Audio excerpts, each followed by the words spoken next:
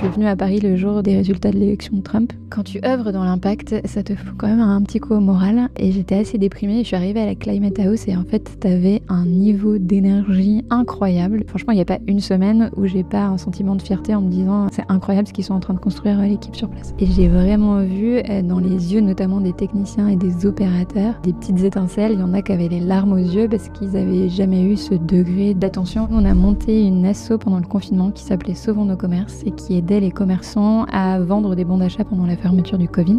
Et à la sortie, on s'est dit plus jamais. On bosse ensemble, c'est fini.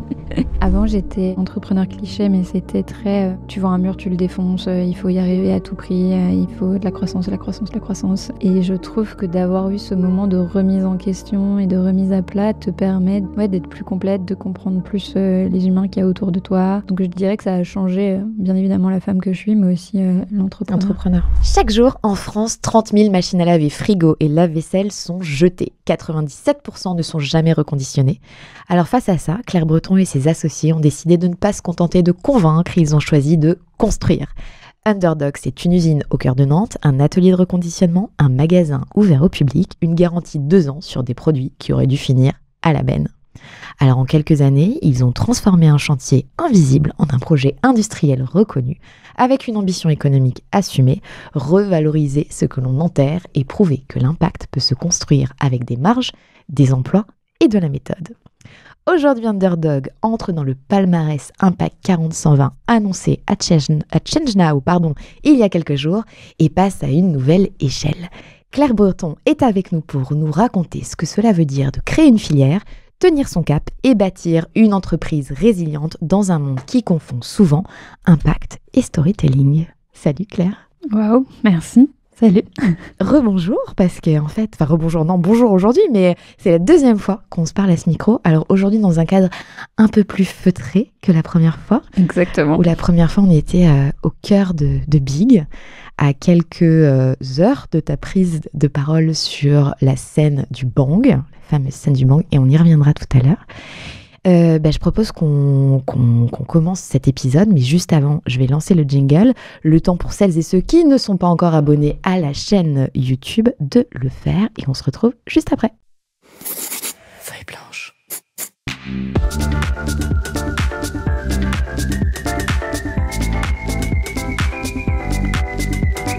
40 nuances de Sista. Alors Claire, je le disais, on s'est rencontrés à Big. Et à Big, j'avais commencé mon intro en disant à nos auditrices et nos auditeurs que j'allais leur faire gagner 50% sur leur prix de leur appareil ménager en moins de 20 minutes et sans code promo. Et cela n'a toujours pas changé. C'est toujours la même chose. Oui, tout à fait. Alors, ton cœur de métier, je l'ai dit un peu en introduction, c'est le reconditionnement à l'échelle industrielle. Est-ce que concrètement, pour ceux qui ne te connaîtraient pas encore, tu peux nous expliquer ce que vous faites et finalement ce qui vous distingue d'une entreprise de seconde main traditionnelle? Ok, avec plaisir. Donc Underdog, on est un reconditionneur de gros électroménagers. Ça veut dire qu'on récupère des lave-linges, des sèche-linges, des frigos défectueux. On les réceptionne à Nantes dans notre centre de reconditionnement. Et dans ce centre de reconditionnement, on a des techniciens, on a des opérateurs qui vont diagnostiquer la machine, réparer la panne, changer les pièces d'usure pour que vraiment la machine sorte comme neuve. On la nettoie de fond en comble, on la prend en photo et on la vend sur underdog.shop où tu peux effectivement retrouver tous nos produits. Tous nos produits sont garantis 2 ans, on livre et on installe partout en France. Et nos produits sont proposés jusqu'à moins 50% versus le neuf. Comment, à un moment, on se dit « Tiens, je vais aller sur du gros électroménager » ? Mais écoute, moi, de 2020 à 2022, j'ai créé la BU qui s'appelle Recycle chez VP, donc ex-vente privée, qui était toute la BU seconde main sur le textile, donc sur les vêtements. Donc je me suis intéressée à tous les univers de la seconde main. En fait, sur la seconde main, tu as eu plusieurs vagues. Alors je parle pas de la vague des voitures, puisque maintenant on achète à 70% des voitures d'occasion. Mais tu as eu une première vague de seconde main qui a été sur les petits produits. Donc tu as eu Back Market, Vinted, Smala, etc. Sur du textile, sur du smartphone, sur des produits qui sont faciles à transporter. Et à partir de 2021-22, tu as commencé à avoir une deuxième vague sur des produits qui sont beaucoup plus volumineux, sur des vélos, des meubles et sur du gros électroménager. Et moi, je découvre le gros électroménager alors que je suis encore chez Vipi. Je découvre qu'on jette chaque année en France 10 millions d'appareils gros électroménagers, comme tu l'as dit, 30 000 par jour. C'est colossal comme gâchis, surtout que tu en as moins de 3% qui sont reconditionnés aujourd'hui. Donc ce gâchis-là me fait dire qu'il y a quelque chose à faire. J'en parle à Léa et Laura qui sont mes associés. Et on se dit qu'il manque clairement un reconditionneur sur le marché et donc on crée Underdog. Et ces 3% en fait qui sont reconditionnés, c'était les marques, les enseignes qui s'en chargeaient jusqu'à présent? C'est majoritairement un réseau qui s'appelle Envie, qui est une super ESS, donc une entreprise de l'économie sociale et solidaire qui fait aussi de l'insertion et qui a plusieurs dizaines de centres en France et qui fait ça depuis au moins 30 ans de mémoire. Donc ton activité, elle repose sur la collecte, la réparation, la vente directe. Où se situe le principal levier de création de valeur aujourd'hui? Alors, il est un peu partout, mais surtout dans les opérations, dans l'asset industriel que tu crées. Parce que, comme je le disais, il faut que tu fasses un bon diagnostic, il faut que tu répares la machine, il faut que tu changes les pièces d'usure, il faut que tu le nettoies, que tu le prennes en photo. Et donc, tu as besoin d'une excellence opérationnelle sur tout le long de ta chaîne, sur des produits qui, à la base, sont destinés au recyclage. Donc, c'est vraiment la construction de cet asset industriel qui est, on va dire, notre secret sauce et ce qui fait que demain, on peut passer à l'échelle. Là, aujourd'hui, si tu récupères tous les types de produits, tu fais le diagnostic une fois que l'objet volumineux est chez toi, dans ton atelier? Yes, alors nous, aujourd'hui, on récupère tout le gros électroménager. Donc, tu as le lavage avec lave-linge, sèche-linge, lave-vaisselle. Tu as le froid avec frigo, cave à vin, congélateur. Et tu as la cuisson avec le four et les cuisinières. Que des trucs petits. Que des trucs très petits, très faciles à transporter. Donc, ta première étape, c'est déjà de briefer ton fournisseur sur du pré-tri qu'il peut faire en amont dans son entrepôt pour ne pas faire voyager des produits pour rien. Donc, tu as forcément des traits que tu peux identifier dès ce pré-tri. Ça peut être la présence de rouille, ça peut être un tambour de machine à laver qui tourne très mal. Donc ça, le pré-tri est fait en amont. Mais on fait quand même un tri en arrivant, puisque aujourd'hui, on arrive à réparer 70% des machines qu'on réceptionne.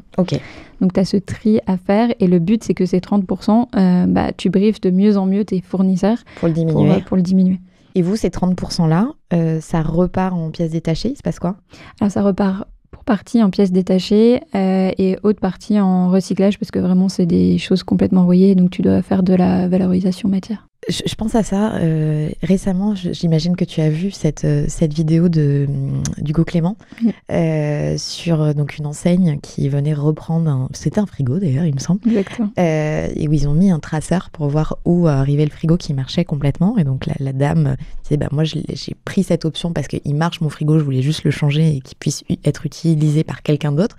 Et finalement, le truc finit sur un parking de logistique. C'est encore très courant. Comme je disais, tu n'en as que 3% qui sont reconditionnés. Donc, la principale destination de ces produits-là, c'est le recyclage. Tu vois, on est en train de quitter l'ère du tout recyclage. Maintenant, on comprend que le réemploi, c'est la priorité, c'est le plus impactant. Donc, il faut changer ces schémas logistiques.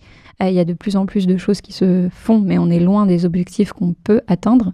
Donc, bien évidemment, il y a beaucoup de choses à faire. Ce que j'ai particulièrement aimé dans le reportage, c'est aussi la suite, où il nous montre comment est fabriqué l'acier. Aujourd'hui, quand tu achètes un lave-linge neuf, c'est 1800 kilos de matière extraite. Et donc là, tu peux dire 1800, c'est énorme, mais tu as du mal quand même à projeter ce que ça veut dire. Et dans le reportage, tu vois clairement comment l'acier est fabriqué, quelles ressources on extrait, ce que ça veut dire pour les populations locales. Et donc, c'est particulièrement parlant sur ce reportage-là. Et en tout cas, ça donne encore plus de poids à votre action. Exactement. Est-ce qu'à la fin, il a cité Underdog comme solution? Non, il a cité Envie, mais tant mieux. Tu as parlé de l'excellence opérationnelle, on va y revenir juste après, mais moi je voudrais juste faire une petite pause sur la marque. Tu prends la parole très souvent, tu t'exposes, tu défends des positions, et pareil, on va y revenir après. Mais moi je serais intéressée de savoir comment, avec tes associés, vous avez imaginé la marque Underdog, qui est une marque B2B2C, finalement, voilà.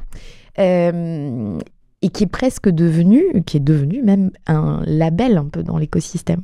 Comment on s'y prend pour travailler ce sujet sur un sujet qu'on peut peut-être imaginer pas très sexy à la base, le gros électroménager? Yes, déjà on s'est fait accompagner par une agence qui s'appelle Nash & Young et qui a passé beaucoup de temps avec nous pour comprendre pourquoi on montait Underdog et un peu l'aspect, on va dire, militant derrière, mais aussi de bon sens. En gros, c'est créer une industrie du bon sens, une industrie circulaire. Et donc Underdog, ça veut dire le petit que tu n'avais pas vu venir et que tu veux voir grandir. Et c'était vraiment notre mindset, surtout au début. On était bien évidemment beaucoup moins connus. Et c'était totalement l'état d'esprit qu'on avait à ce moment-là. Et comment ça se traduit concrètement au quotidien, l'alignement personnel et professionnel dont tu parles souvent? Sur le rythme? Pas forcément le rythme, mais sur la culture d'entreprise, la marque en fait, vraiment sur l'aspect brand. Bah écoute, je trouve que quand tu as une marque qui te correspond, tu te poses finalement pas trop la question. Si tu passes beaucoup de temps à comprendre quelles sont tes motivations vraiment pure et intérieure, finalement la marque est alignée avec toi-même et ça coule de... Enfin tu vois, on se pose pas vraiment la question. Donc ce travail a tellement été bien fait, il vous ressemble tellement que finalement il n'y a pas trop de distinction entre Underdog et vous et c'est facile. Ouais, il nous ressemble à l'instant T, je dis pas qu'un jour il nous ressemblera toute la vie, tu vois, mais en tout cas... C'est toujours voué à évoluer. Exactement. Mais je trouve que partir des aspirations même des entrepreneurs qui montent cette entreprise-là, pour savoir ce qu'ils défendent, ce qu'ils ont dans les tripes. Tu vois, c'était une des questions de l'agence. Je trouve que derrière, ça simplifie la vie parce que ta marque, elle est alignée avec tes valeurs, elle est alignée avec tes cofondateurs. Alors, on revient à ce que tu parlais d'excellence opérationnelle. Quand on s'est parlé, tu m'avais dit les techniciens, c'est eux la sueur d'Underdog. C'est grâce à eux qu'on reconditionne des machines. Il y a une histoire particulière qui t'a marqué avec ces techniciens? Il y en a tous les jours. En fait, t'en as plusieurs. Donc déjà, t'as les premiers techniciens qui nous ont rejoints, qui nous ont fait confiance. Il faut quand même s'imaginer un peu ce qu'il y avait au début. C'est-à-dire qu'on avait 500 mètres carrés d'entrepôt dans un accélérateur industriel avec une centaine de machines. Donc il fallait quand même un peu croire en la mission et au projet. Et donc ça, les débuts étaient incroyables parce que vraiment, t'as une équipe qui est derrière toi et qui est à fond. Et ensuite, tu as eu les premières périodes de scale où on a monté notre propre programme de formation et de reconversion pour justement former à ce nouveau métier de reconditionneur. Parce qu'il faut savoir, je pense que tout le monde s'en doute, mais on a sous-investi dans les filières manuelles en France et donc on manque de techniciens. Donc nous, on a créé notre propre programme. Et donc quand tu vois des personnes qui sont arrivées avec ce programme-là, qui ont été formées pendant 3 mois par notre chef de la réparation, et je pense notamment à un profil en particulier qui maintenant forme les nouveaux arrivants, tu vois que la boucle est bouclée et que tu as mis en place un système qui est hyper vertueux pour ce côté formation. Et que les uns se forment avec les autres. Et tu me disais que tu es confronté à des histoires de vie qui sont difficiles. Et en fait, c'est eux les héros du quotidien. Ouais, carrément. Je trouve que tu prends quand même une claque. Alors moi, pour la petite histoire, je viens plutôt d'un milieu rural, je viens pas du tout de la Startup Nation ou des grandes écoles à la base. Mon père était agriculteur, donc j'ai découvert tout l'univers, grandes écoles, etc. en y rentrant. Mais je trouve que de revenir à une entreprise, j'allais dire une vraie entreprise, mais sans aucun jugement de valeur, mais une entreprise ultra concrète avec un métier manuel et des techniciens, des techniciennes, des opérateurs, des opératrices, ça te... on va dire, reconfronte à des vraies histoires de vie, à des vraies difficultés. Et je trouve que c'est quelque chose que tu dois prendre en compte dans la manière dont tu vas construire ton entreprise, dans la manière dont tu prends soin des personnes. Et c'est quelque chose qui te rend très humble au quotidien. Ton objectif, c'est de recréer une nouvelle filière de compétences. Voilà. Voilà, c'est ça, tu as tout résumé. Exactement. Non, nous, on est entreprise à mission. Ouais. Et donc, notre mission, qui est inscrite dans nos statuts, c'est d'encourager la construction d'une filière de reconditionnement de gros électroménagers en France. C'est une phrase très longue, mais qui résume bien l'ambition derrière. Et donc, un de nos combats, c'est de dire que le reconditionnement de gros électroménagers, mais de manière générale, l'économie circulaire, c'est un secteur d'avenir, c'est une vraie industrie, ça va devenir un levier de compétitivité pour la France aujourd'hui, pour l'Europe demain. et donc qu'on doit investir et avoir une démarche de construction de filière pour que ça fonctionne.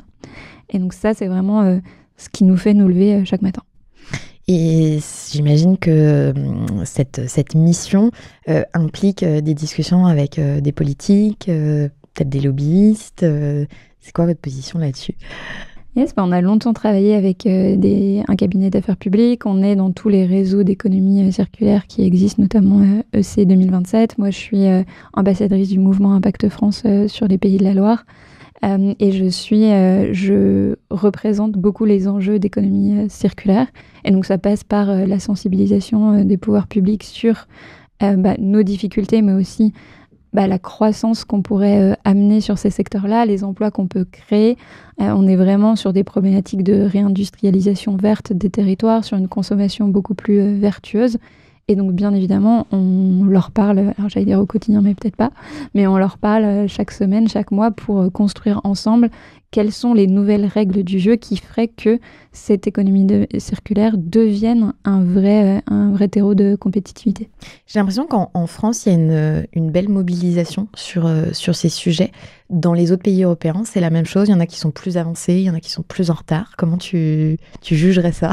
Alors, on est en avance en France, cocorico. Ce qui est à la fois un avantage, parce que vraiment, il y a à la fois une énorme énergie de plein d'entrepreneurs, mais aussi de grands groupes en transition. On a tout un tissu industriel qui nous aide à passer cette étape de scale industriel, notamment sur la partie économie circulaire. Donc vraiment, on a plein d'atouts. Maintenant, il faut juste y mettre du focus, des investissements et un cadre législatif qui aide tout ça. Mais en tout cas, on est en avance versus nos voisins européens et on est en avance versus les États-Unis. Et pour moi, on a une vraie carte à jouer et un vrai chemin à montrer. Et vous travaillez main dans la main avec justement les autres pays européens sur ces sujets-là ? Tu as pas mal de choses qui se jouent au niveau européen. Ouais. Donc oui, on essaye de pousser au maximum des choses à ce niveau-là. Tu disais, on a un soutien des industriels. L'industrie, on va dire, plus classique, celle qu'on projette, des usines. Il y a une vraie prise de conscience aussi à leur niveau de « on doit faire quelque chose ». Et nos consommateurs peut-être attendent, les consommateurs finaux attendent peut-être aussi de nous qu'on prenne des mesures. Alors, il y a deux sujets là-dessus. Le premier, c'est les industriels de manière générale. Et tu vois, je parle à ces gens-là, notamment dans le cadre du mouvement Impact France, qui ont conscience qu'il faut intégrer de plus en plus d'économie circulaire au sein de leur politique d'achat ou au sein de leur processus de fabrication. Et ensuite, tu as le sujet des marques de gros électroménagers, où tu as quand même une bonne partie de la production qui se fait, du neuf qui se fait en Asie ou proche Europe, où là, on n'est pas encore sur des grosses réflexions d'économie circulaire, ça va peut-être devenir. Mais en tout cas, ce que je vois quand je parlais d'industriels, c'est plutôt des industriels au sens large sur le territoire français.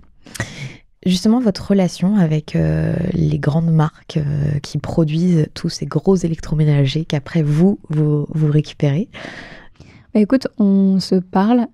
Pour moi, c'est un peu comme les débuts du web à l'époque, où les marques se disaient « Ok, comment je me positionne sur ma distribution en direct ? Est-ce que je vais avoir mon propre site ? Comment je vais faire les choses ?» Aujourd'hui, ça te paraît normal parce qu'elles ont toutes entre 5, 10, 20% de leur chiffre d'affaires en ligne. Pour moi, la seconde main, ça sera la même chose, le reconditionner aussi. Donc, elles sont en train de se poser des questions. Comment j'y vais ? Comment j'adresse ce futur marché ? Est-ce que j'y vais avec des partenaires, sans partenaires ? Est-ce que je laisse le marché à d'autres parce que c'est pas mon combat ? Elles sont plutôt dans une étape de réflexion. Et vos interlocuteurs chez eux, c'est plutôt les responsables RSE, c'est les DG qui prennent prennent ce sujet à bras-le-corps et qui essaient de se positionner sur ce sujet-là. Et globalement, c'est plutôt je laisse ce sujet à quelqu'un d'autre ou pour ma marque, en fait, je veux que ce soit intégré avec un partenaire qui peut être Underdog, par exemple. D'ailleurs, ce serait bien que ce soit Underdog. Tout à fait. Ce serait pas mal.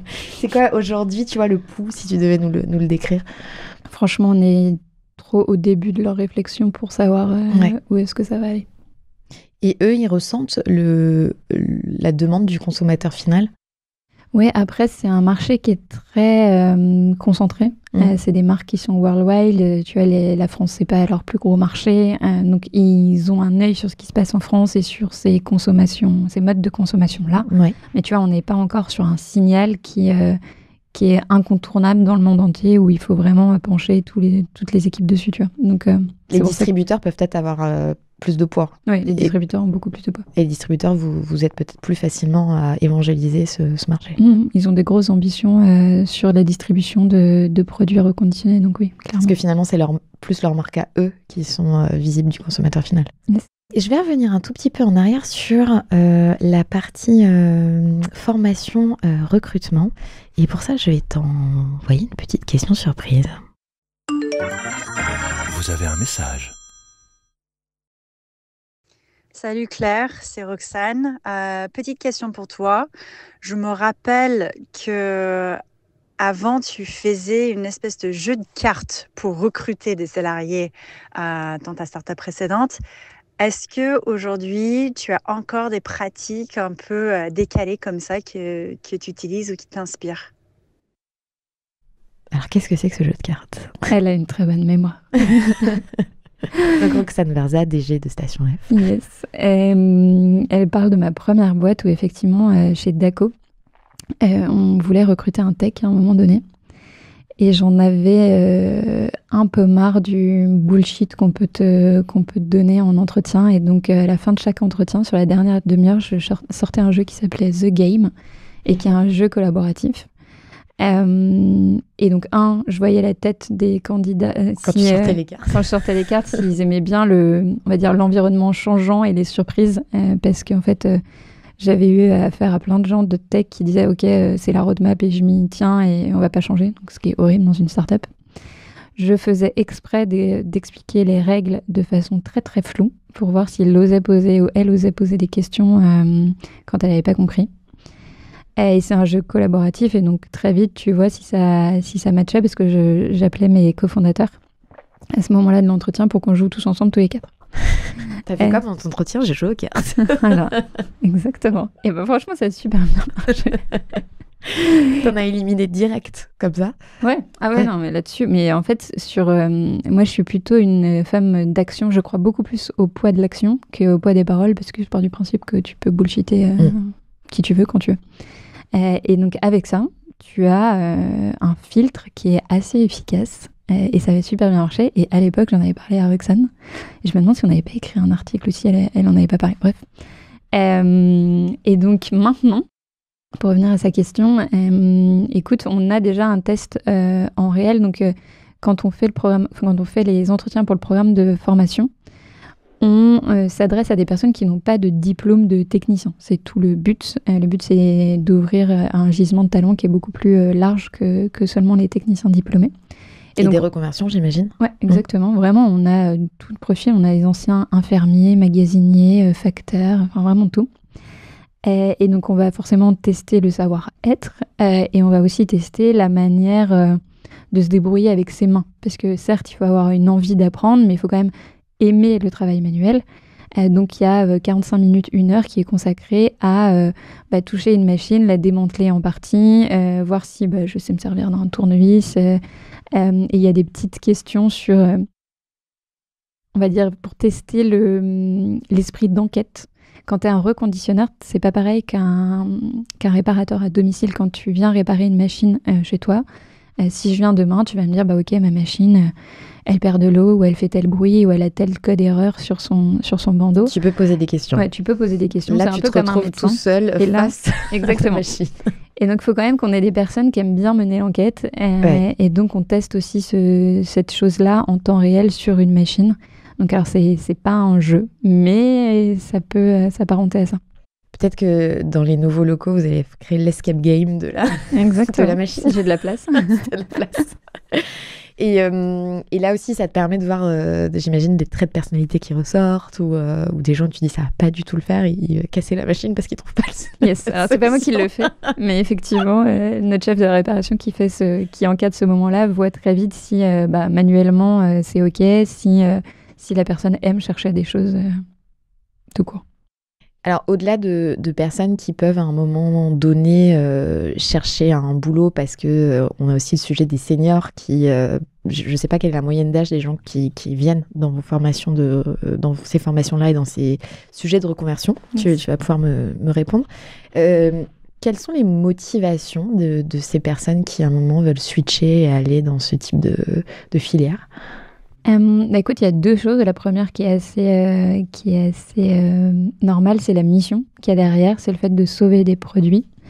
Et la deuxième chose que j'ai découvert, c'est le fait de faire quelque chose de ses mains. Et ça revient tout le temps. En fait, c'est des personnes qui soit avaient des métiers moins manuels, soit en fait à un moment donné, on leur a dit non mais c'est pas pour toi, tu sais, le fameux, je sais pas si tu as vu ça, mais en quatrième ou troisième, enfin en tout cas au collège, moi on me disait...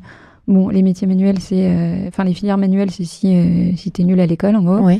Passe ton bac, fais des études, puis on verra. Et en fait, il y a des gens qui ont fait ça et qui, au bout de 5 ans, ont dit non, mais en fait, moi, ce qui me rend heureux au quotidien, c'est d'utiliser mes mains. Donc, je veux faire quelque chose de mes mains. Et c'est un gros trait de caractère que partagent, honnêtement, tous les techniciens qui nous sont rejoints. Vous en avez combien aujourd'hui? Aujourd'hui, on en a 15. 15, ouais, c'est pas mal. Commence à être une belle équipe de techniciens, d'enquêteurs. Exactement. On va peut-être les appeler comme ça, en fait. Des enquêteurs. Je trouve ça, ouais.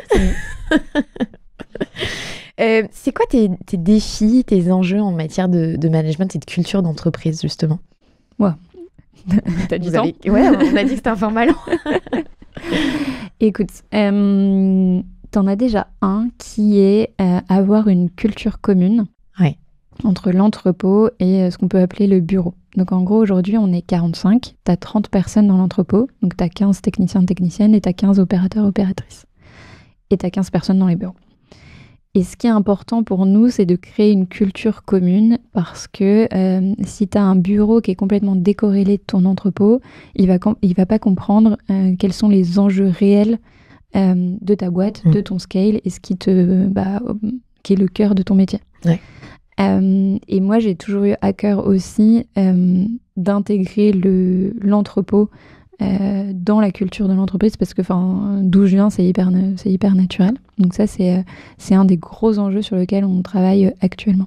Et les bureaux sont au même endroit que l'entrepôt? Ils sont au même endroit. Ouais, donc les gens se voient. Les gens se voient, tous les matins. Alors, l'entrepôt commence à 8h, le bureau arrive entre 8h30 et 9h. Et donc, chaque personne du bureau va dire bonjour personnellement à tout l'entrepôt. On a des routines. Tous les mois, on a un full team. Donc, on rassemble tout le monde lors d'un déjeuner où on va partager les chiffres de l'entreprise, les grandes nouvelles et vraiment déjeuner ensemble. On a une cantine qui est partagée avec tout le monde. Donc, il y a vraiment beaucoup de moments où on se voit. On a plein de routines d'amélioration continue qui vont mêler à la fois entrepôt, à la fois bureau. Mais c'est quelque chose sur lequel on veille tout particulièrement. Et notamment dans la perspective d'avoir plusieurs entrepôts plus tard, où là, ça va être encore plus compliqué d'avoir cette culture-là. Et donc, il faut que ton noyau de base soit très solide. Oui, et puisse propager cette culture s'ils sont amenés à développer les autres entrepôts ailleurs. Vous êtes 3 cofondatrices sur un sujet donc, du reconditionnement de gros électroménagers, où quand on associe électroménager, on voit plutôt des mecs un peu forts qui vont t'amener ta machine chez toi. Est-ce que vous avez été confrontés à ce sujet de caricature de 3 filles qui se mettent dans l'électroménager? Bien sûr, on a eu pas mal de questions de journalistes, on a eu aussi pas mal de... C'est marrant parce que ça me fait penser à quelque chose. Il y a quelques mois, il y a le directeur d'une école de formation, des lycées professionnels avec lesquels on travaille, qui disait non mais au tout début quand on vous a vu arriver, on s'est bien marré quoi. Ok. Mais maintenant on comprend que vous êtes sérieuse et que vous recrutez et que vous êtes un acteur de la place. Donc tu vois, on a fait nos preuves, mais effectivement à la base c'est pas donné. Après il y avait le facteur femme, mais il y a aussi le facteur on n'y connaissait honnêtement rien en gros électroménager. Vous êtes formée vous-même à décortiquer une machine? Alors Léa, à l'époque, oui, parce qu'elle gère les opérations, mais moi, non, pour être totalement honnête. C'est pas toi encore qui répare la machine si jamais non. Ça ne marche pas à la maison. Et depuis peu, on est quand même devenu beaucoup plus mix parce qu'on a accueilli Mathieu, qui est notre directeur marketing, et mon mari, et qui est là depuis le début dans l'équipe de cofondateurs. Donc maintenant, on est 4. Vous êtes 4. Vous étiez 3 cofondatrices, vous êtes 4 cofondateurs aujourd'hui. Alors certains diraient qu'on accorde aussi parce qu'il y a plus de filles. Comment il a été décidé que tu prenais plus la parole, parce que c'est souvent un sujet qui peut se poser entre associés, de se dire, est-ce que tout le monde prend la parole? Comment on se répartit les tâches? Alors, tu as des gens qui disent, il faut qu'on soit complémentaires, d'autres qui disent, non, il faut qu'on soit pareil. Enfin, alors, il y a différentes écoles. Mais sur le sujet de la visibilité, ça peut être un sujet entre associés, voire des sujets de friction. Yes, alors ça a été plutôt clair au début. Moi, j'avais déjà monté une boîte, j'avais déjà fait un peu de médias et j'étais plus à l'aise avec ça. Donc dès le début, Laura et Léa m'ont dit non mais vas-y, toi prends la parole, ça m'arrange. Vas-y. Et peu à peu, ça leur fait de plus en plus envie. Donc elles commencent à l'apprendre. Mathieu aussi, sur des tables rondes, sur des podcasts. Et je trouve que c'est quelque chose qui ne doit pas être ancré dans le marbre. Plus t'es nombreux à représenter la marque, mieux c'est, je trouve. Donc c'est quelque chose qui est ouvert. Et défendre votre mission. Exactement. Est-ce que demain, vous pourriez vous ouvrir à d'autres catégories de produits? Yes, on regarde la télé en ce moment pour cette année. Et la dernière catégorie qu'on pourrait lancer à part la télé, ça va être tout ce qui est petit électroménager, mais sur des prix hauts. Aujourd'hui, reconditionner un grille-pain qui coûte 50 €, tu n'as aucun modèle économique derrière. Ouais. En tout cas, moi, je ne l'ai pas trouvé. Ouais. Mais sur, tu as des aspirateurs, des robots de cuisine, tout ce genre de choses, tu pourrais potentiellement trouver un modèle. Et sur les tout petits, l'idée, c'est que ça parte au recyclage. Aujourd'hui, malheureusement, ça part au recyclage.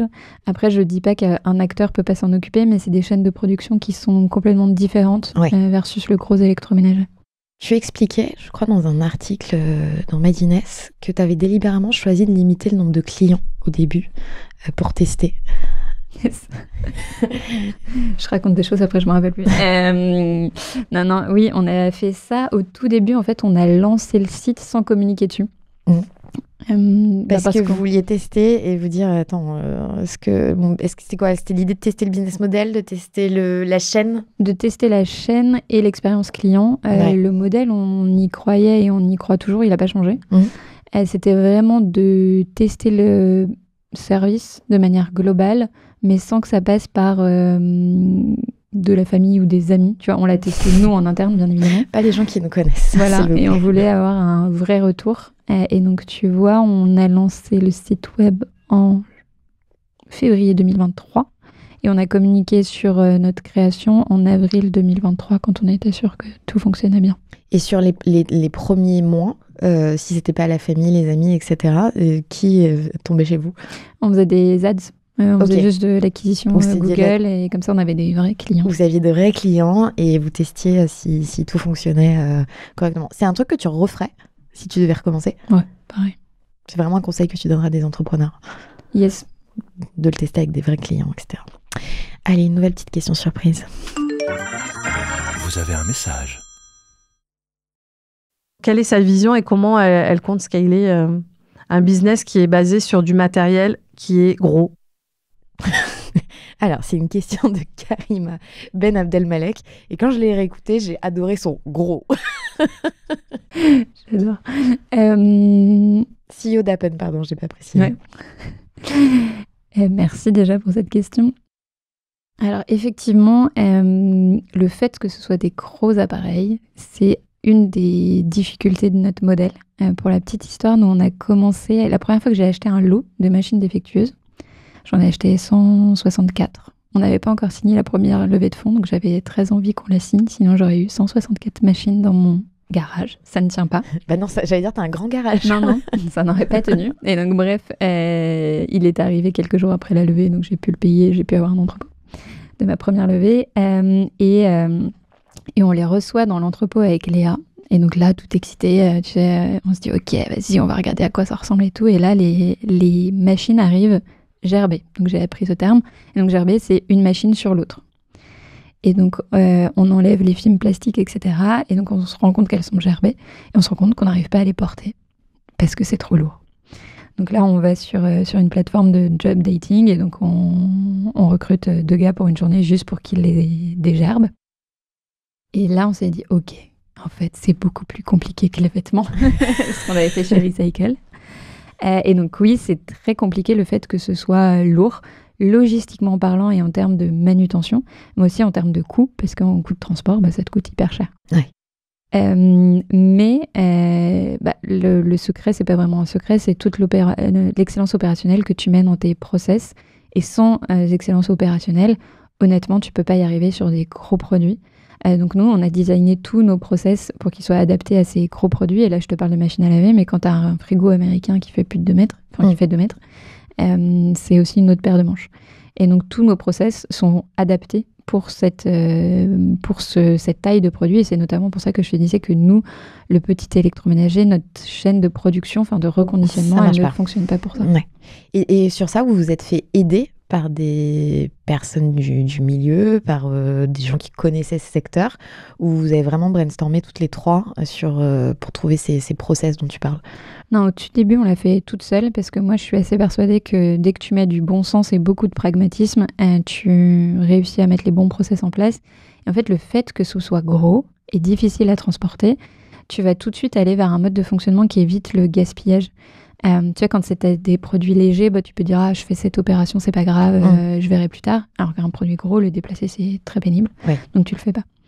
Et ensuite, là où on s'est fait aider par des cabinets ou des consultants, c'est vraiment quand on est passé à la phase, on va dire, vrai entrepôt industriel. Tu vois, là, nous, on est en train de mettre des racks dans l'entrepôt. Enfin, quand tu as des process qui ressemblent plus à une vraie usine. À une vraie usine, tu as besoin de juste avoir l'expertise de comment tu fais un WMS, un Warehouse Management System. Il y a des choses qui ont déjà été faites et qui fonctionnent très bien et sur lesquelles tu dois t'inspirer et de faire le travail avec eux. Vos enjeux prioritaires demain, c'est augmenter vos volumes, continuer d'asseoir la marque, construire un standard industriel, créer 4, 5, 10 entrepôts en France. C'est tout ça. Très bien résumé. Non, le premier, ça va être de recruter et de faire monter en puissance notre entrepôt de Nantes. Ouais. Donc aujourd'hui, à Nantes, je disais, on est 45. On sort 700 machines par mois. Il faut qu'on sorte plus de 1500 d'ici la fin d'année. Donc ça passe notamment par du recrutement et par l'optimisation de tes process. Aujourd'hui, on vend plus qu'on ne reconditionne, donc c'est pas vraiment un problème de demande, c'est vraiment un problème d'offre. D'accord. Et ensuite, on va ouvrir 3 nouveaux entrepôts d'ici 2027 avec la levée de fonds qu'on a fait il y a quelques semaines de 7 millions d'euros. Et bien évidemment, plus on va grossir et plus on va reconditionner, plus il va falloir vendre ces produits. Et donc, il va y avoir aussi un gros enjeu d'installation de la marque, de convaincre de plus en plus de Français de passer au reconditionné.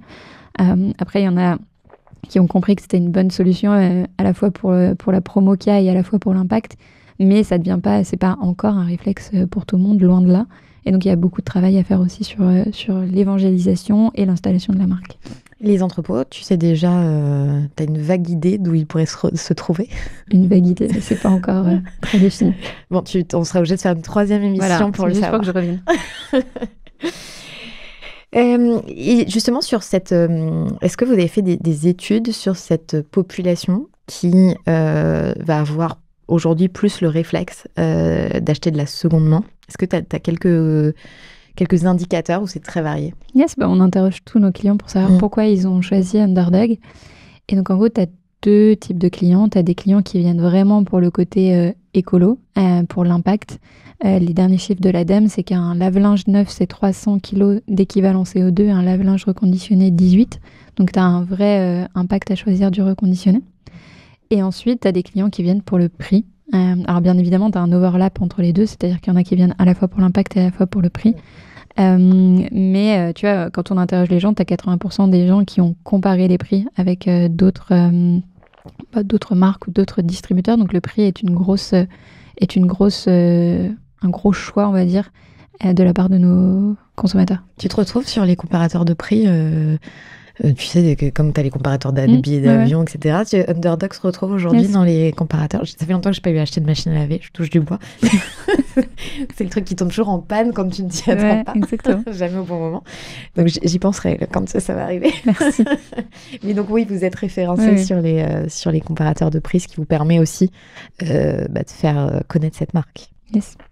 On en a un petit peu parlé tout à l'heure. Mais je disais, tu prends donc la parole, tu prends position sur un certain nombre de sujets. Dans pas longtemps, je vais lancer notre petite rubrique fétiche, moi présidente.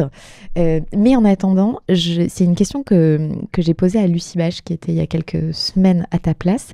Je lui ai demandé à quel moment elle avait senti qu'il y avait eu un switch dans ses prises de parole et qu'au-delà de défendre sa mission d'entreprise, elle défendait quelque chose qui dépassait en fait son entreprise et qui dépassait en fait To Go, et en l'occurrence là qui dépasse la simple, et c'est un euphémisme, mission d'Underdog. Est-ce que toi t'arrives à voir à quel moment il y a eu ce switch, et si ce switch a déjà eu lieu d'ailleurs?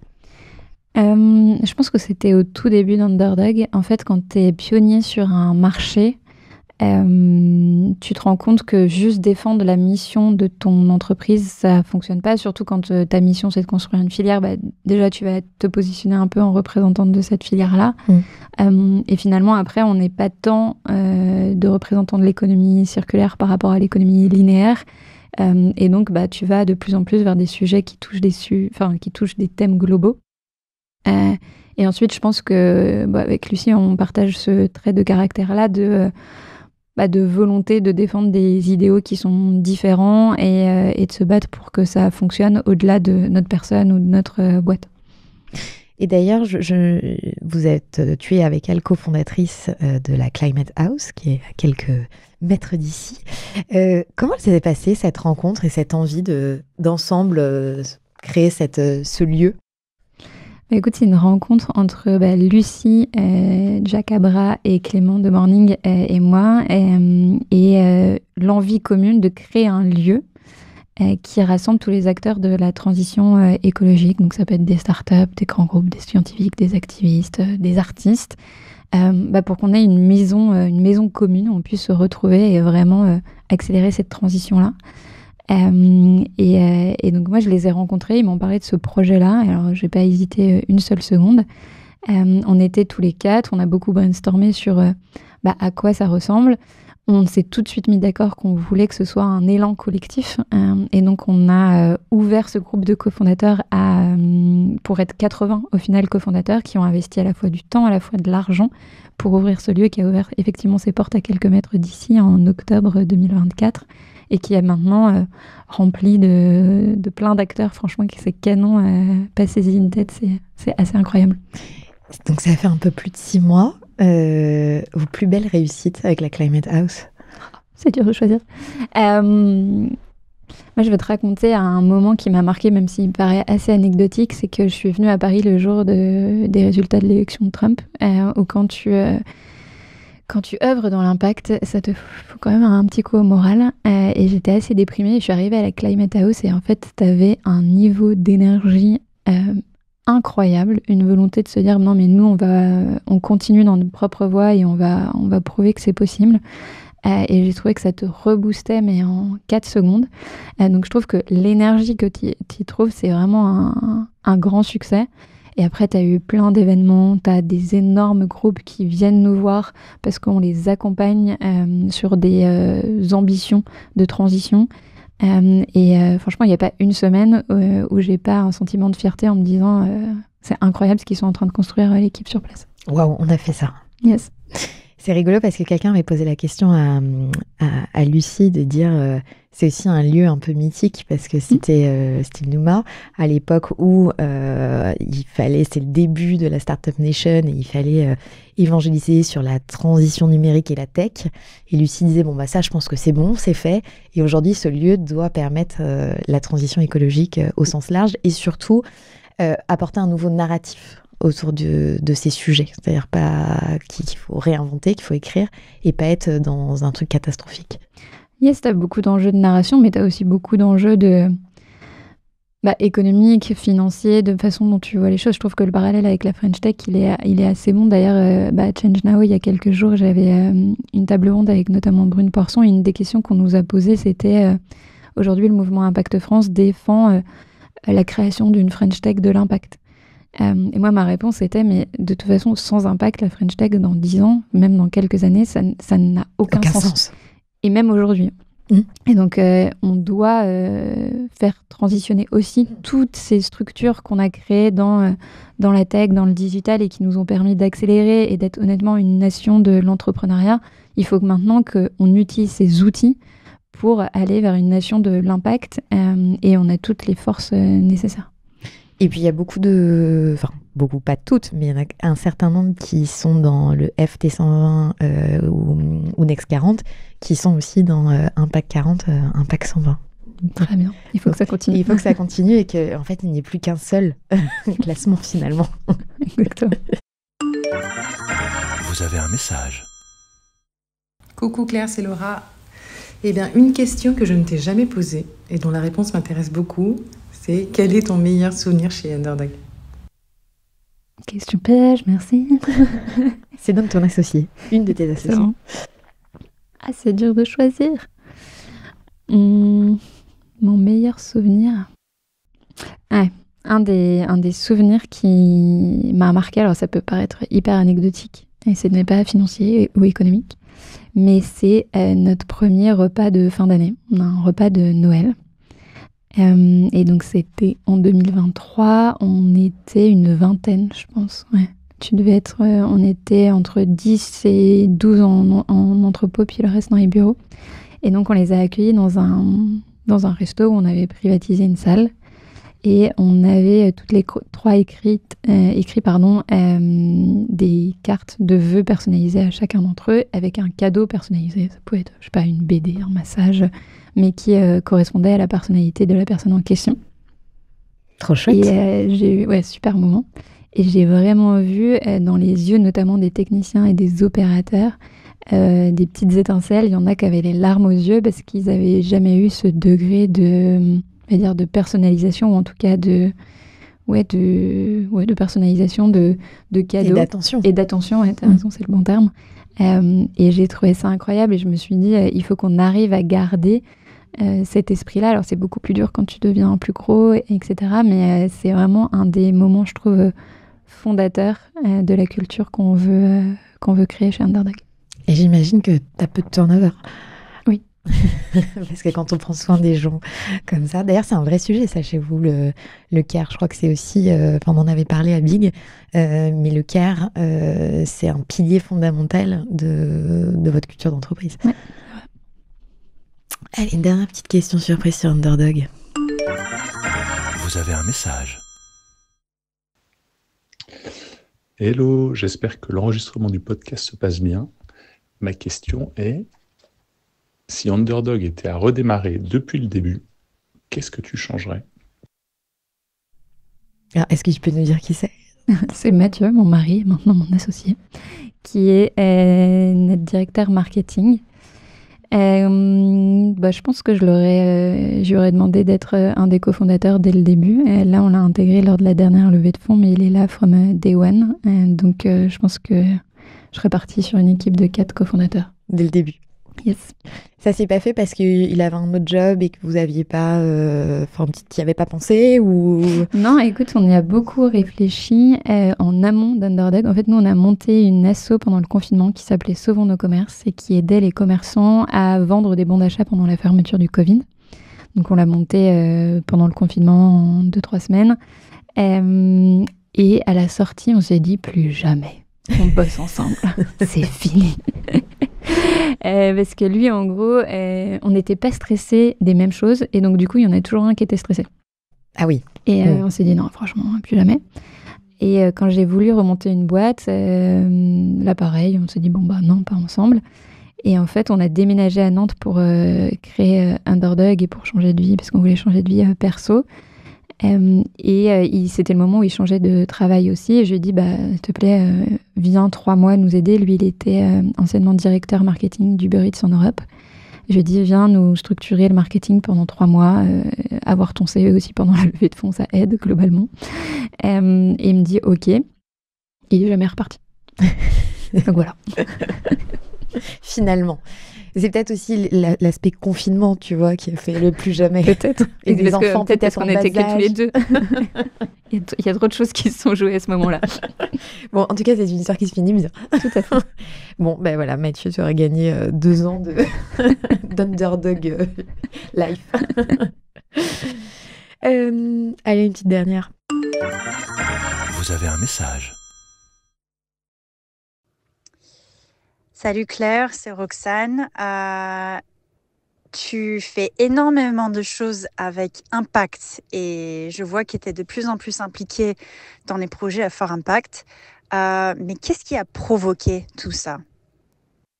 Excellente question. Moi, j'ai toujours détesté le statu quo, ce qui devait être très pénible pour mes parents quand j'étais petite. Mais tu vois, quand mon père m'a posé la question, tu veux faire quoi plus tard? Et je lui disais, je veux être chef, comme ça je ferai ce que je veux, quand je veux. J'avais pas compris que c'était pas ça, les définitions de chef. Mais en gros, j'ai toujours... En fait, je réagis beaucoup à l'injustice. Je déteste ça, au plus profond de moi-même. J'adore le bon sens. Enfin, je ne comprends pas le mauvais sens. Je sais pas si ça se dit, mais... et donc, du coup, l'un dans l'autre, je trouve que travailler dans l'impact et travailler sur des problématiques d'impact, ça fait complètement du sens et c'est une colonne vertébrale pour moi. Quand tu dis j'aime pas l'injustice, il y a de l'injustice à différents niveaux, mais quelquefois tu peux trouver injuste une réflexion que te fait un partenaire, un client. Comment tu le gères, ça? À la base, très mal. Mais je me fais coacher comme tout le monde. Non, j'essaye maintenant de prendre du recul et de comprendre d'où vient cette remarque, parce que quand tu as du feedback, c'est assez clé et il faut prendre du recul dessus et comprendre ce que ton partenaire ou la personne qui te l'a dit, pourquoi il l'a dit et quelles sont en fait la route cause à tout ça. Mais c'est vraiment quelque chose qui me déclenche de façon émotionnelle. Oui. Et il faut travailler dessus, sinon ça te pourrit la vie. Oui. Puis il vaut mieux pas insulter la personne en face tout de suite. Maintenant je n'ai jamais fait ça. Mais vraiment, ça peut vraiment me toucher. Ouais.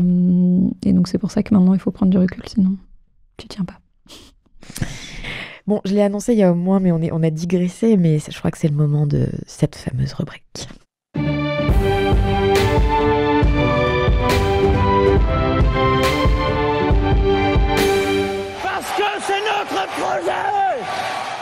Bon, ce n'était pas une surprise pour toi, car je te l'avais déjà lancé à Big, ce petit générique. Je l'adore. Mais qui fait toujours son effet. Si demain, tu étais présidente de la République, quelle serait la première mesure que tu prendrais et pourquoi? J'ai tellement envie de répondre plein de choses. Je vais répondre quelque chose d'assez consensuel, mais je pense que j'érigerais, entre guillemets, l'économie circulaire et l'impact au global comme secteur d'avenir, et donc j'investirais massivement dans ces filières-là parce que je pense honnêtement que c'est une réponse aux enjeux qu'on a, à la fois climatiques et à la fois de changement de consommation qu'on a, de création d'emplois et de création de valeur. Je pense que la France a une carte à jouer et a un exemple à montrer pour toute l'Europe et même pour les États-Unis. Donc je pense que je ferai un plan qui fait que cette économie circulaire, elle devienne la norme aujourd'hui en France. Et ça passerait par des subventions, par une fiscalité particulière? Ça passe par plein de choses. C'est déjà en faire un secteur d'avenir. Et tu as plein de secteurs d'avenir qui existent en France actuellement et où il y a massivement des fonds investis. Des fonds investis. Donc déjà, tu as besoin de fonds pour backer tous les projets qui se montent et toutes les entreprises qui se montent sur ce sujet-là. Tu as besoin de convaincre des grands groupes, des grands porteurs de projets d'aller vers cette économie-là. Tu as besoin de effectivement changer le cadre législatif qui existe. On parle beaucoup de la TVA verte, la TVA reconditionnée, que nous aussi on milite là-dessus pour avoir un taux de TVA réduit sur des produits circulaires. Parce qu'aujourd'hui, c'est pas le cas pour les reconditionneurs. Non, c'est pas le cas. Et pour moi, c'est des produits de première nécessité dans le sens où on a besoin de changer nos modes de consommation rapidement. Et le prix, c'est le plus gros levier si tu veux que les Français consomment différemment. Donc effectivement, tu as beaucoup de mesures, on va dire, politiques à prendre. Bien, on a hâte que tu deviennes présidente de la République pour faire bouger ces choses et créer cette nouvelle filière. Et souvent, on nous dit j'ai pas envie de cette place. Ah, mais pas du tout. Jamais. Bon, donc on ne te verra jamais en train de dire « c'est notre projet ». Non, je ne pense pas. Le contrat. La vie d'un entrepreneur est jalonnée de contrats qui peuvent transformer une vie, ou celle de l'entreprise, ou celle de ses collaborateurs. Et on aime bien dans cette petite rubrique se replonger dans un moment où tu as signé un contrat clé. Yes, bah écoute, ce serait la vente de ma première entreprise qui s'appelait Daco.io et que j'ai montée avec Paul Mougineau et Anis Gandoura. On l'a montée en 2016, au tout début de l'IA. C'était une entreprise d'IA. C'était vraiment le paléolithique de l'IA. On a créé nos propres modèles d'entraînement, on entraînait nous-mêmes nos modèles. Enfin, bref. Qu'est-ce qui vous a fait aller sur ce sujet en 2016 En fait, on était consultants. On travaillait tous les trois dans un cabinet qui s'appelle Advancy et on faisait des stratégies pricing pour des groupes, des distributeurs de prêt-à-porter, de cosmétiques, etc. Et qui faisaient appel à nous une fois par an parce que le conseil, ça coûte un peu cher. C'était les tout débuts du machine learning et on s'est dit, en fait, avec les technologies de scrapping et de machine learning, on pourrait faire un outil qui aide les distributeurs à regarder ce qui se passe au niveau prix, discount, assortiment chez leurs concurrents de façon quotidienne ou hebdomadaire. Et donc, on a lancé Daco là-dessus. Donc, on travaillait pour des distributeurs de prêt-à-porter. On les aidait à comprendre ce qui se passait dans leur environnement concurrentiel grâce à cette tech-là. Et on l'a monté en 2016 et on l'a revendu 18 mois après à VP qui à l'époque s'appelait Vente Privée. Hyper rapidement. Yes. C'est vous qui avez cherché à vendre ou on est venu vous chercher ? Non, ils sont venus nous chercher. En fait, l'histoire, c'est qu'on était dans l'accélérateur de VP à Station F. C'est là où j'ai commencé à connaître Roxane. Et en fait, l'accélérateur de VP à l'époque était assez particulier, c'est que tu avais 3 mois pour prouver que ta tech était meilleure que la tech qu'ils avaient en interne. Et donc nous, au bout d'un mois, on commence à avoir un contrat commercial avec eux, on commence à scraper des marques, donc à extraire de la donnée sur des sites de marques et à les analyser grâce à notre outil, parce qu'en fait, VP a un avantage compétitif, c'est qu'il vend des produits qui ont déjà eu une vie. Et donc, en fait, grâce à notre technologie, tu pouvais, monitorer ce qu'on appelle les prix référents. Quand VP vend un produit qui est marqué 200 € barré, puis vendu 100 €, le 200 €, il est légalement responsable de la véracité de ce chiffre-là. Donc déjà, tu dois mettre au point des outils qui vont vérifier que ce chiffre 200 € qui est donné par ton fournisseur est vrai sur Internet. Et le deuxième, c'est que vu que tu as scrappé les marques, c'est que tu as une marque, prenons Adidas, qui arrive et qui dit cette chaussure, il m'en reste 2000 exemplaires. Et nous, on est capable de dire cette chaussure, il y a 1 an, tu l'as déjà soldée à moins 70%. Donc si tu veux vraiment que je les écoule, il va falloir que j'en fasse du moins 80% et donc que je l'achète vraiment pas cher. Donc c'était aussi un outil de négociation pour eux. Et ils se rendent très vite compte que ça peut être donc un monitoring des prix référents, un outil de négociation et un outil de pricing. Et donc, c'est 3 sujets que tu ne peux pas outsourcer à un partenaire. Et donc, ils nous font... Enfin, on rentre dans des discussions au bout de 2 mois d'accélération, ce qui conclut la vente derrière. Et qu'est-ce qui se passe le jour de la vente ? Écoute, c'est assez particulier. En plus, c'est à l'époque, je sais pas si ça se fait comme ça maintenant, mais on signe papier. Donc aujourd'hui, tu as beaucoup de signatures électroniques. T'as beaucoup de DocuSign. Écoute, ou déjà, de YouSign en français. Ouais, exactement, pardon. Donc on signe tous les papiers et en fait, t'es tellement fatigué de tes rounds de négociation. Puis il y a aussi un espèce de poids émotionnel de « Ok, maintenant c'est une nouvelle page ». Et on a fait une petite erreur, c'est que le lendemain même, on était à Saint-Denis, on n'a vraiment pas pris de pause. Et donc tu passes de Station F, t'es une start-up, t'es 3, parce qu'on n'a jamais recruté, on avait un stagiaire, c'est tout, à tu rentres dans les locaux à Saint-Denis de VP où ils sont 900 tech et au total 2000 personnes, je crois. Donc t'as un énorme... tu prends quand même une grosse claque à ce moment-là. Et pour la petite histoire, donc je crois qu'on signe le mardi, le mercredi on va à Saint-Denis et le jeudi matin, je fais un test de grossesse positif. Ah oui. Vraiment, c'était une semaine riche en émotions. Voilà. Et dans les négos, vous vous êtes fait accompagner ? Yes, on avait une personne qui nous accompagnait sur la partie négo. Alors, on n'avait pas de banque d'affaires, c'était pas un process structuré, c'est-à-dire dans le sens où on n'est pas allé voir plusieurs partenaires. On a très vite vu que le projet que VP avait avec notre outil, avec notre équipe, nous plaisait. Ouais. Qu'on était d'accord sur les termes de la négociation. Donc, on n'a pas du tout fait un process de mise en concurrence. Et les trois, vous êtes restés chez VP ? Yes. Et c'est là que tu as développé le recycling, c'est ça que tu m'as dit tout à l'heure ? Recycle, voilà, j'y étais presque. Recycle pour VP. Ouais, en fait, on est resté tous les 3-4 ans. Ouais. Et donc, moi, de 2018 à 2020, qui était la période de earn-out, donc la période où tu dois rester dans l'entreprise et faire tes résultats si tu veux avoir tout ton cash, basiquement. J'étais à la tête du pricing, et donc l'outil de pricing qu'on développait pour VP, le change management des équipes, la data science, j'avais tous les sujets pricing pour le groupe. Et en 2020, c'est passé un petit truc pour tout le monde qui s'appelle le Covid.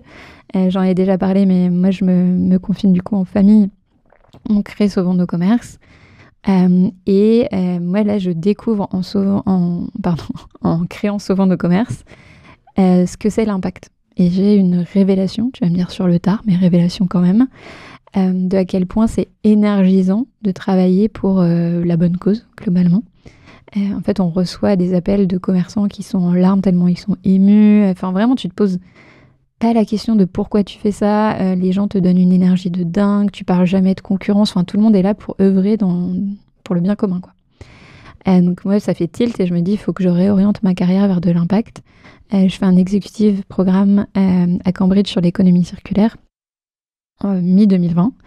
Et je rentre à Paris et on me dit « Ah, Jacques-Antoine Grandchamp, le cofondateur de VP, veut monter une BU seconde main chez VP. » Et je fais « Ok, je suis hyper chaude. » Je fais un déj avec lui, il m'explique sa vision, je lui explique pourquoi je suis la bonne personne et on se tape dans la main et il me dit « Ok, ça sera lancé dans 6 semaines. » Et donc là, j'avais 6 semaines pour développer, on va dire, les premières briques de Recycle. Et donc Recycle, c'était un modèle C2B2C. On récupérait des vêtements auprès de nos membres VP, on les réceptionnait en entrepôt et on les revendait une fois triés, lavés, séchés, pris en photo sur VP. Il n'a pas de test de grossesse. Si.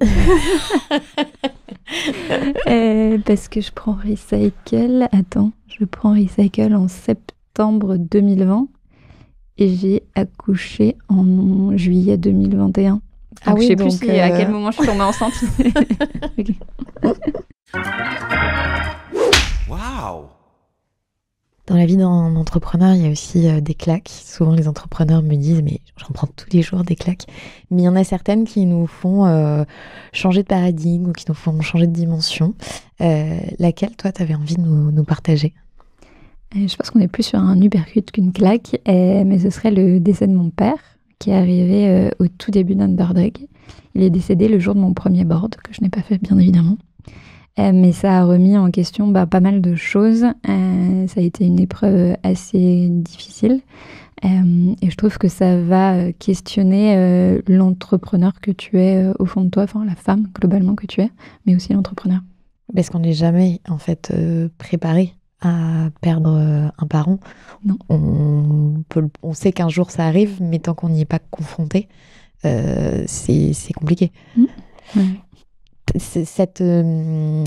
Ce décès, ça t'a permis aussi de faire une pause ? Non, j'ai pas vraiment fait de pause. Enfin, je me suis arrêtée 15 jours pour gérer tout ça. Je pense que ça m'a permis de...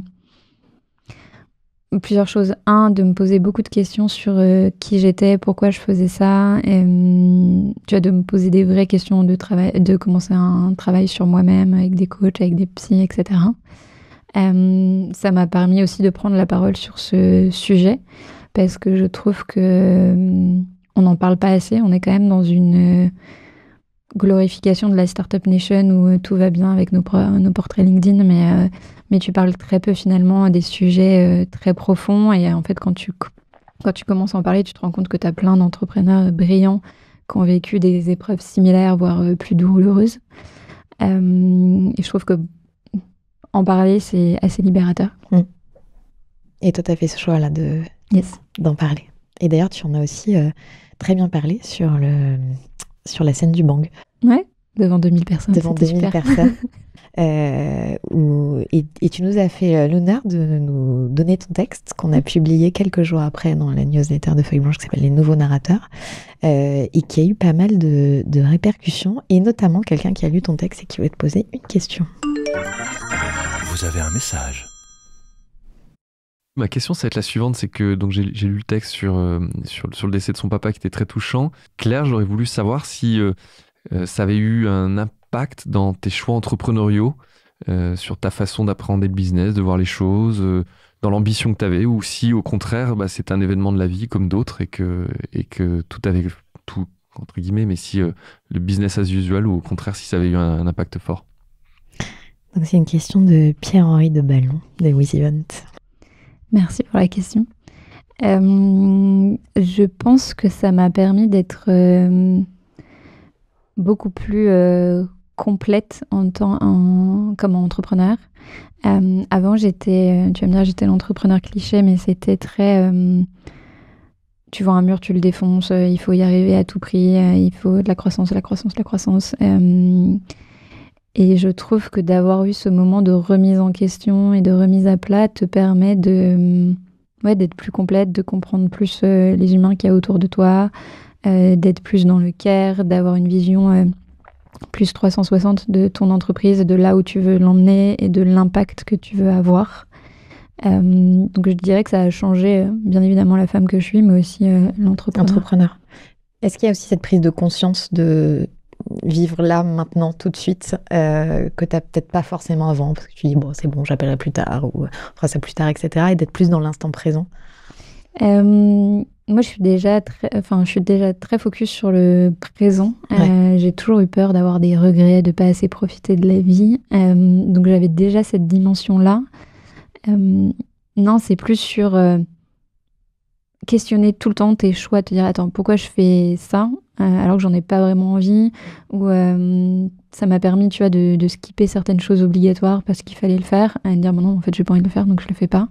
C'est plus tout le temps te remettre en question et affirmer qui t'es beaucoup plus fort. Tu dirais que cette volonté de vivre l'instant présent, etc., c'est dû aussi à une éducation que tu as eue? C'est dû à une éducation, je sais pas, parce que moi je viens du milieu rural et agricole où t'es plus dans c'est dur, faut que t'y ailles et tu pètes le mur s'il faut le péter, tu vois.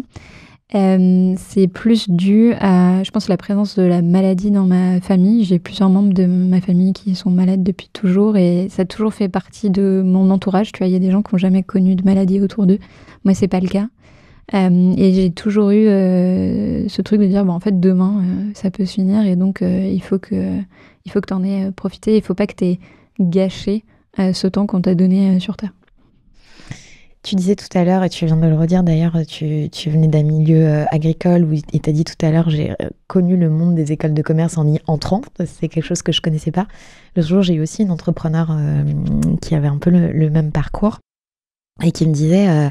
j'avais pas du tout les codes en fait. Je suis arrivée, je n'avais pas du tout les codes. Toi aussi, c'était comme ça? Ça a été horrible. T'as quelques anecdotes? Non, mais en fait, moi, je suis... Donc, effectivement, je viens de ce monde-là qui est top et où, en fait, on t'a toujours inculqué la valeur travail manuel. Travailler, c'est travailler avec tes mains. Et donc, moi, j'aurais atterri en prépa un peu par hasard. C'est des profs qui te disent t'as les capacités, il faut que tu y ailles. Ouais, c'est un ancien élève de mon lycée qui a fait HEC et qui fait prépa HEC qui m'en parle à un salon. Et moi, je pensais que prépa HEC, c'était pour faire que HEC, pardon. Et puis, de fil en aiguille, je me dis, ça a l'air cool, etc. Je vais faire ça. Je finis dans une institution qui s'appelle l'Institution des Chartreux en prépa à Lyon et qui est une institution depuis la maternelle qui est hyper bien et qui est, j'allais dire assez bourgeoise, mais en gros c'est des personnes qui ont de l'argent qui y sont et tu débarques là et vraiment j'avais zéro code. Je me rappelle du moment où j'arrive et où tu vois toutes les nanas du lycée, moi le lycée était à côté de la prépa, qui ont toutes leur Vanessa Bruno sur les mains et qui ont les codes de ce monde-là. Moi je l'ai pas du tout. Après le groupe prépa est assez hétérogène. Donc ça m'aide et là s'ensuit 2 ans où tu es tiraillé entre 2 systèmes de valeurs. Donc, tu as celui des vacances et du week-end qui est le système de travail, enfin, le de valeurs de travail manuel. Et tu as la prépa où c'est du travail intellectuel et où on te répète à longueur de journée que tu es l'élite de la nation et que demain tu décideras de tout, ce qui est, by the way, faux. Je te confirme. Et vraiment où tu te dis, en fait, tu passes tes vacances à manger des bouquins, à manger des exercices, et où ton père le soir il te dit bon, t'as pas levé la chaise ton cul de la chaise, donc t'as rien fait, tu dois pas être fatigué, viens m'aider, tu vois. C'est vraiment 2 mondes qui s'opposent à fond, et donc au début t'es complètement perdu, et en fait au fur et à mesure quand tu commences à faire un peu un travail sur toi, tu te rends compte que c'est ultra riche d'avoir les deux et de bien savoir les combiner. Et c'est ce qui me plaît aussi aujourd'hui chez Underdog, tu vois, de retrouver ce côté ultra pragmatique et valeur travail manuel. Et quand t'as les deux, c'est incroyable. Et moi, ma question, c'est plus comment je vais réussir à donner cette valeur de travail manuel à mes enfants, alors que je suis plutôt du côté maintenant intellectuel, entre guillemets. Il y a tout l'héritage familial. Ouais, mais quand tu l'as pas vécu, tu vois, moi, c'est des trucs, mais j'étais tout le temps, tu vois, on allait chercher les vaches le week-end, les soirs, pour les mettre et faire la traite. On allait faire des travaux dans les champs. Enfin, tu vois, il y a des choses où, au quotidien, moi, je peux pas leur apporter ça à mes enfants. Donc, il y a une vraie question. Ne serait-ce que juste leur expliquer ce que... Moi, je trouve que mes grands-parents faisaient ça, et donc j'expliquais à mes filles pendant les dernières vacances ça, et elles me regardaient en fait, et elles voyaient une mouche, elles étaient déjà un peu apeurées, donc je me suis dit, c'est pas gagné en effet. Non, c'est pas gagné du tout. Oui, il y a le salon de l'agriculture éventuellement un petit peu, mais mais c'est pas ça non plus. Mais en tout cas, à t'écouter, on sent quand même que finalement, ça a été une vraie force de venir de ce milieu-là, qui t'a permis aussi peut-être de faire des choses que tu n'aurais pas faites avec les codes, si tu avais eu les codes dès le départ. Ah oui, totalement. Et je pense qu'aujourd'hui, je ne ferais pas une entreprise comme Underdog si je n'avais pas eu cette éducation-là. Tu vois, la manière dont tu manages ce genre d'entreprise, moi, il n'y a pas un jour où je ne me pose pas la question comment mon père aurait fait à l'époque, tu vois. Donc, moi, je considère que c'est une grande chance d'avoir eu cette éducation-là. Et cette culture-là. T'en as un petit peu parlé tout à l'heure, mais t'es aussi assez critique sur les dérives de la Startup Nation, la croissance à tout prix, les survalorisations, l'injonction à scaler à tout prix. Tu peux nous en dire, tu penses qu'il faut qu'on entreprenne différemment aujourd'hui ? Je pense que les choses vont mieux. Moi, je me rappelle à l'époque de Daco, on présentait parfois des pitch decks à des investisseurs pour rester en contact avec eux. Et on avait une slide sur la rentabilité. Mais vraiment, on se faisait rire au nez. Il y a un investisseur qui nous a sorti pour ça en disant « Mais vous avez rien compris, le but c'est de scaler, c'est de la croissance, la renta, on s'en fout. » Et c'était même à l'époque où on disait « Non mais vous êtes d'anciens consultants, les consultants c'est pas des entrepreneurs. » Enfin vraiment, c'était un autre monde. Et là, je trouve que déjà, on revient à des niveaux de financement, de valo qui sont plus, on va dire, plus pragmatiques. On vient de finir une levée de fonds et comment tu vas chercher une rentabilité, c'est une des questions clés et je trouve ça ultra sain. Et par contre, je pense qu'il y a encore beaucoup de travail à faire sur évangéliser un nouveau mode d'entrepreneuriat, de se dire bah oui, ok, on veut créer des boîtes j'allais dire normales, c'est-à-dire qui sont en croissance et qui sont rentables un jour. On veut créer différemment, on va avoir un impact différent. On n'est pas des super-héros, on est des humains normaux. Tu vois, toute l'acceptation des vulnérabilités qu'on peut avoir, je pense qu'il y a beaucoup de chemin à faire. Et quand on l'aura fait, ce sera génial. C'est-à-dire que LinkedIn nous y pousse pas trop ces derniers temps. Non, mais tu peux prendre la parole sur tes vulnérabilités. Bien sûr, et d'ailleurs, certains entrepreneurs et entrepreneureux le font régulièrement. Je crois que même qu'il y avait eu un mouvement lancé autour de la vulnérabilité. Et c'est important parce que c'est aussi là que sont nos forces quand on les a identifiées. Toi, comment tu fais aujourd'hui pour préserver ton équilibre perso-pro ? Je bosse avec mon mari. Moi aussi, je fais ça. Écoute, je me fais aider. Ouais. En fait, il ne faut pas croire au mythe de la maman entrepreneur, etc. Tu vois, on a une jeune fille au père qui nous aide à aller chercher les enfants à l'école. Si tu ne te fais pas aider, franchement, ça va être impossible. En tout cas, il faut me donner la recette. Et donc, je suis hyper bien entourée de manière générale. J'ai une grosse routine de sport pour évacuer le stress ou les tensions. Je fais 4-5 heures de sport par semaine. Et qui ne bouge pas dans son agenda. Non. Elles peuvent bouger un peu, mais t'as toujours, à minima, si je me déplace à Paris, t'as minimum quand même 3 heures. Ok. Parce que ma routine est plutôt à Nantes, mais j'arrive à faire du sport à Paris aussi. Et donc ça te permet d'être, je trouve, d'avoir un cadre et de te sentir bien avec toi-même. Voilà ce que je mets en place. Qu'est-ce que tu as envie de laisser en héritage à tes enfants ? Un monde un peu moins injuste. On y revient. Non, j'ai envie de leur donner cette capacité de questionner le statu quo, cet amour du bon sens, cette révolte face à l'injustice. J'ai envie que ce soit des doueurs, tu vois, des acteurs. Ma plus grande peur, c'est que ce soit des spectateurs qui n'aient pas de feu sacré, qui ne sachent pas quoi faire, qui soient motivés par rien. Tu vois, j'ai envie que ce soit des passionnés de tout et de rien. Yes, ça résume bien la situation. Et tout à l'heure, off micro, je te demandais, est-ce que tu les éduques justement ? Est-ce que les enfants, ils sont poussés, alors au moment de Noël, tu as tous ces catalogues avec plein de jouets plus ou moins éco-responsables, on va dire, qui pullulent. Il y a les anniversaires où il y a les tonnes de cadeaux, etc. Donc on les pousse aussi à être plutôt des acteurs de surconsommation. Comment je sais pas quel âge ils ont, mais comment tu les sensibilises à ces sujets-là ? Ils ont 6 et 3 ans. Déjà, j'accepte le fait que je sois une mère imparfaite. Donc déjà, la première étape, c'est de te déconstruire toi en te disant « Ah oui, j'ai toujours eu le catalogue de Noël. Ça sert à rien de leur donner un catalogue de Noël. » Donc la première étape, c'est un peu réaliser quels sont tes comportements non OK. Et ensuite, j'essaye de leur expliquer avec beaucoup de bon sens en leur disant que, tu vois, l'eau qui coule, en fait, l'eau, il y a un volume fini sur Terre. Enfin, t'essayes de leur expliquer de façon basique.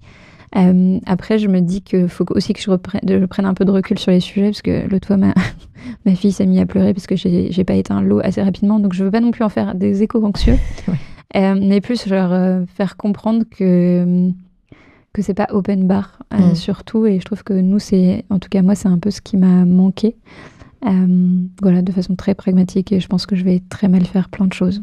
Et qu'on peut faire des petites actions, en tout cas. Ouais, exactement.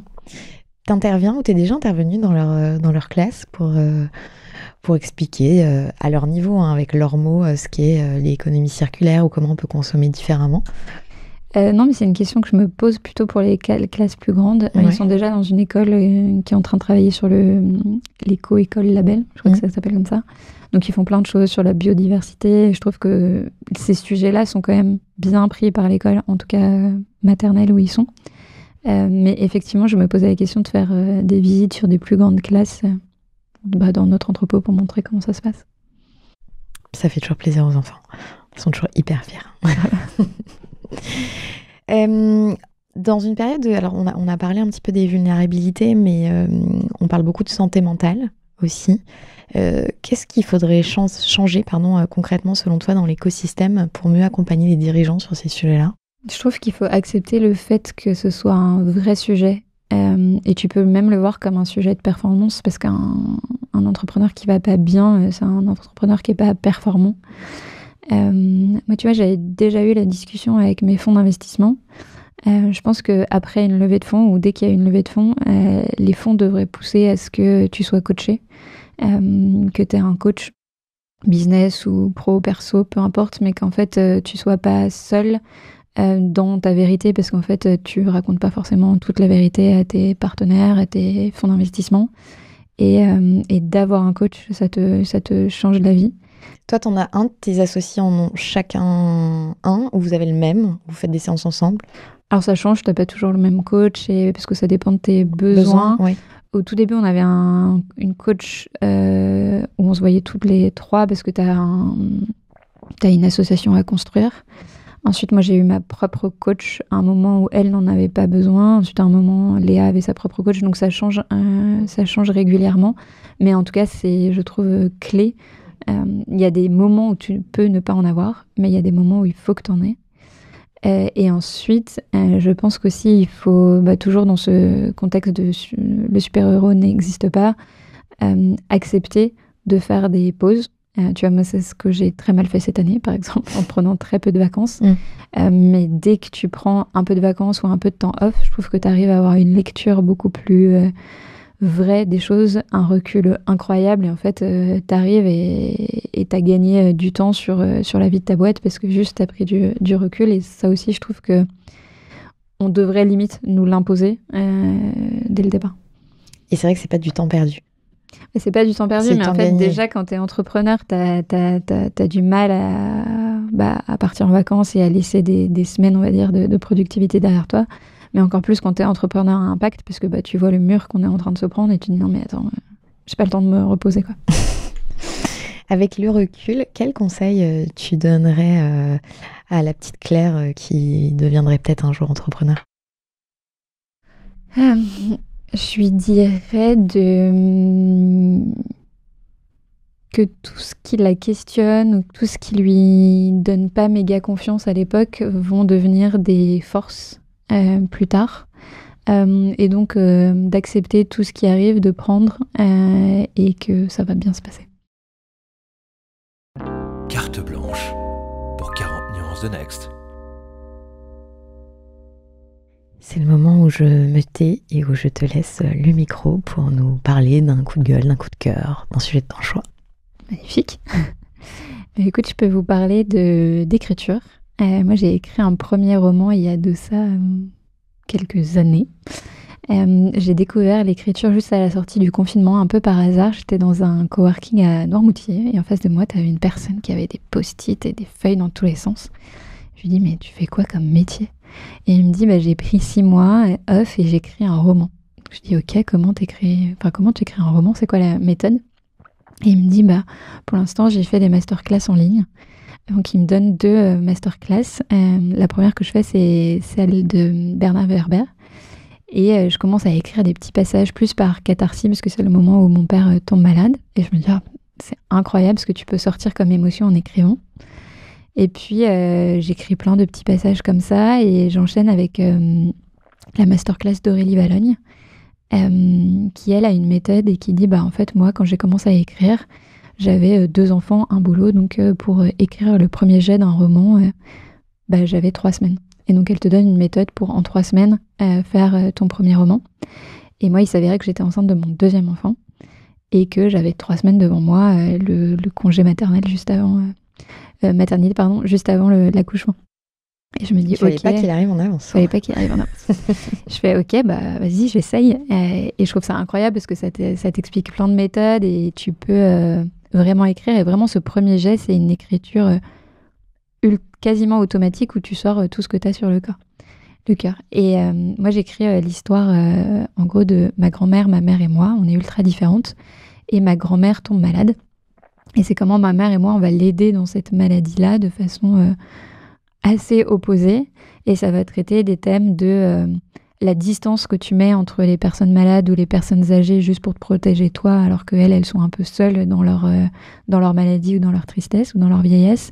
C'est comment la vie se passe dans un hôpital de campagne. C'était avant le scandale Orpea, mais t'as pas mal de scandales à l'intérieur. C'est comment, surtout, tu dis au revoir à quelqu'un sans, en gros, en l'autorisant à partir, mais sans la pousser vers la porte de sortie. Et donc tout ça dans une histoire qui est à la fois très émouvante, mais aussi drôle.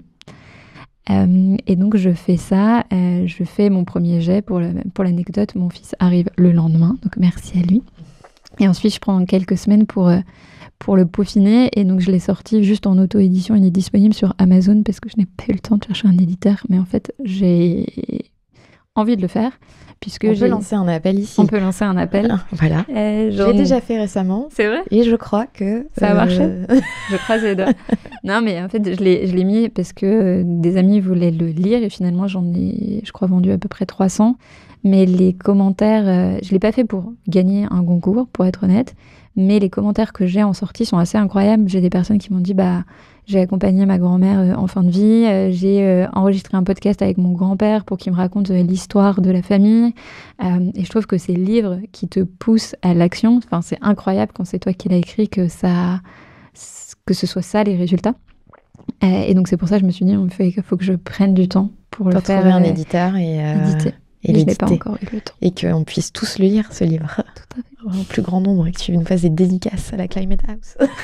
Sur du papier recyclé. Parfait. Très bon plan.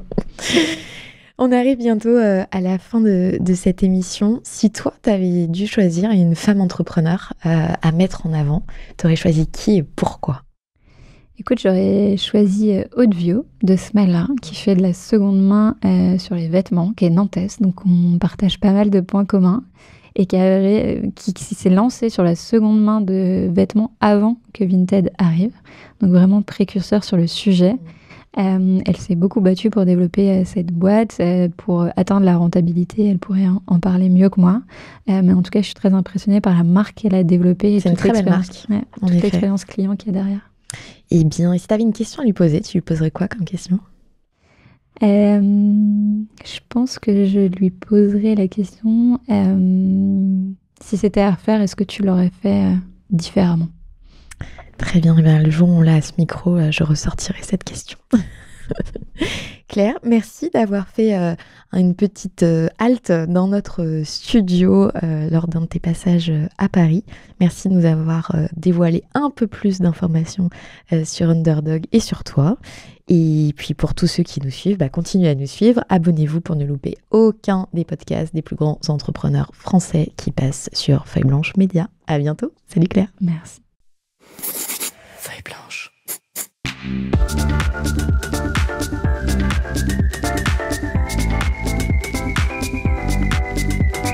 40 nuances de Sista.